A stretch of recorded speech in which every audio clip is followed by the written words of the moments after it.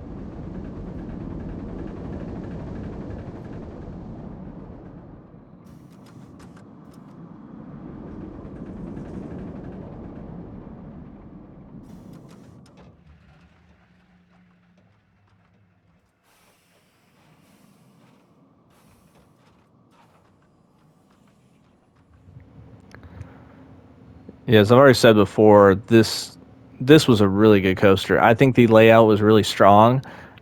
I think my only criticism or critique would be right here. If you're going to put a trim, the trim is usually um, uh, the trim is usually about halfway up the hill type thing, or maybe even three-fourths. But really, really like it. And then I would say maybe this is a little bit too kind of narrow going up. As you can see, it kind of, but I mean, that might actually work. That works well, I think. And just really, really good. And I love the layout. I mean, look how much of the park this takes up. This is insane. um, and this is really cool. And then we look at the backstage. There's a backstage entrance here. Oh, that's a nice way to do kind of, well, you got little handles there. So you got some clutter. You've got some stairs to get up here. And then we've got the actual inside of the transfer track. So it looks really good. Love it when people make transfer tracks. Love the detail. Absolutely love this coaster. And one thing too is I am going to be, so basically this creator, he helped another creator kind of take this design, and they uploaded it as a Giga Challenge upload. And it's basically just got the lift hill and kind of not even the station, but just the lift hill in the beginning, like this first part of the coaster.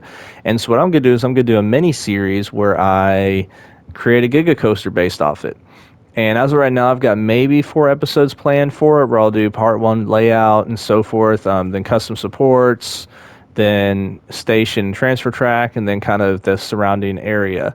So that's kind of my idea for it right now. So be on the lookout for that series, and all the credit goes to these wonderful creators for kind of, creating the start of the design. And let's take a look at night again. Just look at this. This is phenomenal. Before we head out, one thing I want to show you real quick is in here. Look at that. Just putting the lights inside the lift hill. And so if we delete that light, I mean, there's got to be lights every 4 meters or so. And then another thing to keep in mind here, for anybody who has been on Orion or at least seen Orion at night, it gives this kind of light going up, right? Except it's blue. How they achieved that effect was taking those fairy lights and just shifting them ever so slightly so that they're constantly overlapping. That's 512 lights for that little section. That's why it's taking up so much of a percentage of the park, because the lights alone take up about over 2,000 pieces. So that's pretty insane. But as I said, make sure to go check this out in the workshop. This is just an incredible creation. And make sure to hit the like button, and we'll talk to you guys later. Have a good rest of your day.